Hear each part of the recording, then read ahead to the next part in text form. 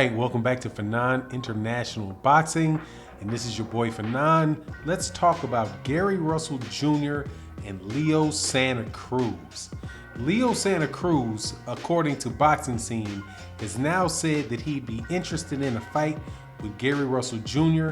And I gotta tell you, this is something that is, it's a little too late for me to really, save my opinion of Leo Santa Cruz. But, it's a fight that'll probably do Gary Russell Jr. some good.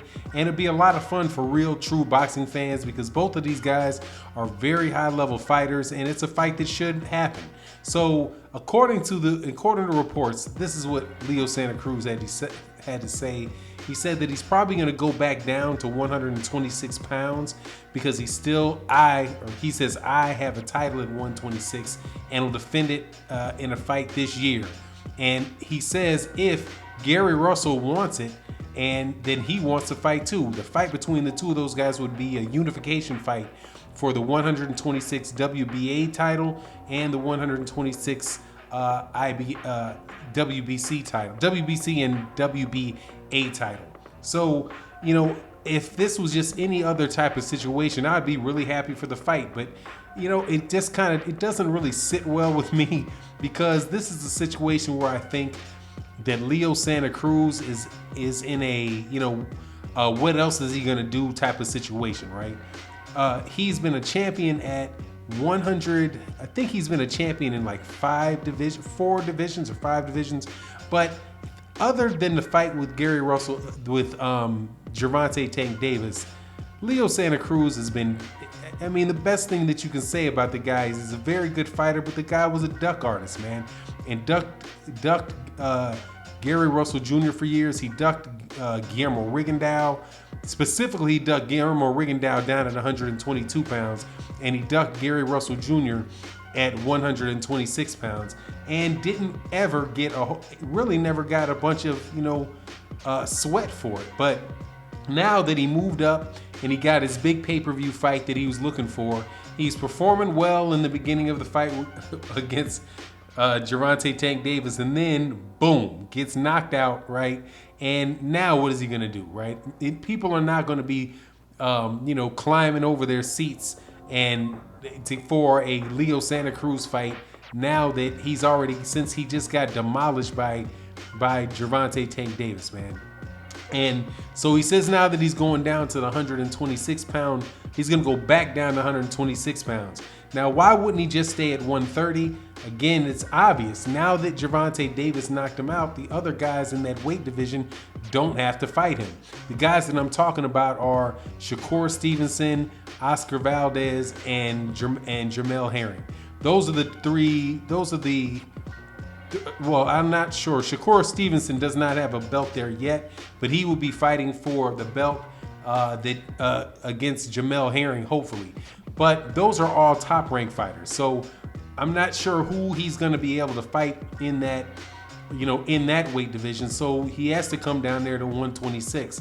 And in 126, he's got the only person there that he reasonably can fight is Gary Russell Jr. So, I like the fight, but I wish that Leo Santa Cruz had taken that fight when he was before he moved up and chased the dream against Gervonta Davis. But on the other hand, it's really not that bad a deal for Gary Russell Jr. because Gary Russell Jr. still finds himself in a situation of being ducked by pretty much everybody in those divisions. He's been ducked by Mares. He's ducked by Frampton. He was ducked by Josh Warrington. Ducked by Leo Santa Cruz. And the only guy that would really would fight him was Vasily Lomachenko. Now, if you look at what happened with Vasily Lomachenko after he fought Gary Russell Jr., I would think that would help people understand how good a fighter that Gary Russell Jr. is. And so he gets a lot of slack because people say, well, who is he fight, but he only fights one time a year. Well, who is he supposed to fight if the other champions in the division won't fight him?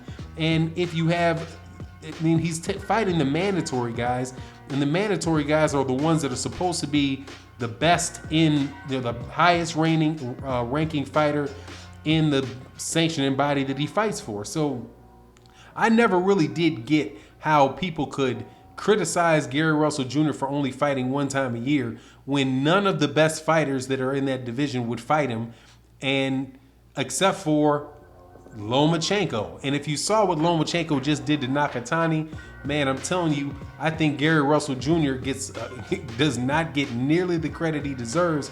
And there's an argument that maybe he should move up in weight and go to 130 pounds. But when he goes up to 130 pounds, I'm not sure who's going to fight him there either. I don't think that Carl Frampton is. I don't think that Jamel Herring is going to be looking to fight him, or Oscar Valdez is going to be looking to fight him, because they're going to put that excuse on there that he doesn't sell, and all the other type of nonsense that they use when they want to make excuses for not pushing fighters for the best fighters, for the pushing fights with the best fighters in them. And one great example of that was this guy Josh Warrington, who was the IBF champion. I swear I had so many arguments on Twitter about this, saying why doesn't Josh Warrington fight Gary Russell Jr.? You had Ring Magazine naming Josh Warrington as the #1 fighter at 130 pounds, even though anybody with common sense, if they looked at Josh Warrington fight and looked at Gary Russell Jr. fight, would know that Gary Russell Jr. was by far the superior fighter.